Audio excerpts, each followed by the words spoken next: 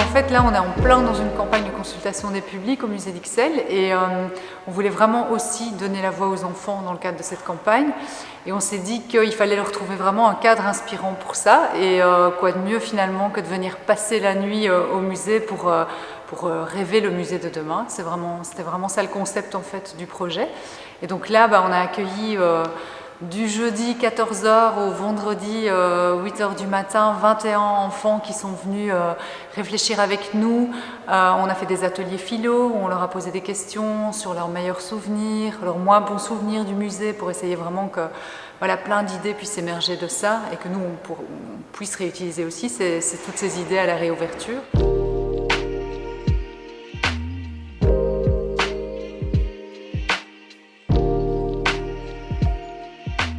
Alors nous ici, on va être les architectes du nouveau musée d'Ixelles. Ça veut dire que vous allez recevoir un plan du musée sur lequel on va poser une feuille transparente. Allez, à vous de réinventer tout ce qui va se trouver dans les salles, toutes les idées que vous avez pour inventer le musée dont vous rêvez. Ça va? C'est cool parce que tu as un thème et du coup tu regardes ce qui peut t'intéresser. Enfin, tu vas au musée parce que tu vois, il y a une exposition, ça, tu vas bien aimer. Du coup, tu vas au musée, tu découvres des choses, c'est cool. Et ce qui est cool aussi, c'est que tu te dis que ceux qui ont fait les œuvres, ils ont fait ça pour toi, alors ça te fait quelque chose. Je trouve que dans les musées, il y a un problème, c'est que souvent les visites, elles sont un peu longues. Ok, donc ça c'est plutôt une expérience qui t'a pas trop plu, t'as déjà eu des visites qui étaient trop longues. Voilà. Donc on entrait vraiment dans leur univers. Ok. J'aimais bien ça, entrer dans l'univers, j'aurais du mal. Entrer dans un univers, c'est beau ça.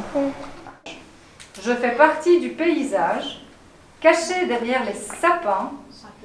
Ma tour salue la lune, je suis... À 5, c'est là. C'est la tour là au-dessus. Ok. La C'est la tour de l'église.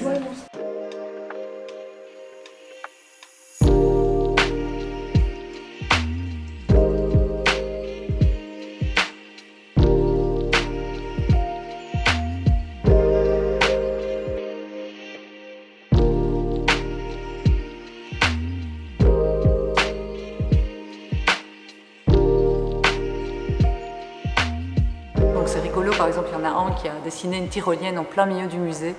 Il y a des choses complètement farfelues, imaginaires, mais il y en a aussi qui sont hyper pertinentes. Par exemple, un enfant nous disait, nous on trouve qu'il faut des textes écrits bien grands, parce que moi j'ai des petits soucis de dyslexie, et sinon moi j'arrive pas à lire les textes dans les musées. Et nous on croyait que c'était uniquement un souci des personnes plus âgées, et on se rend compte que ça c'est vraiment quelque chose auquel on doit être très attentif.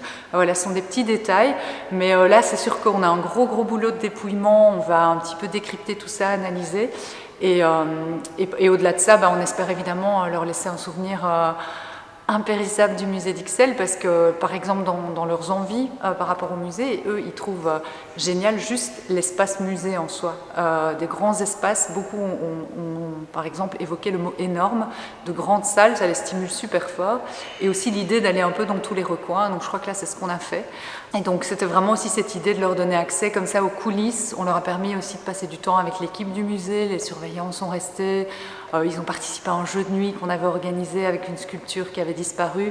Donc voilà, on a essayé de faire rejaillir tout l'imaginaire du musée un maximum, et puis de mêler amusement, souvenirs d'enfance, peut-être justement aussi pour demain. C'est aussi une façon de préparer le musée de demain, et puis une vraie réflexion qu'on va pouvoir utiliser nous dans les résultats de cette campagne de consultation.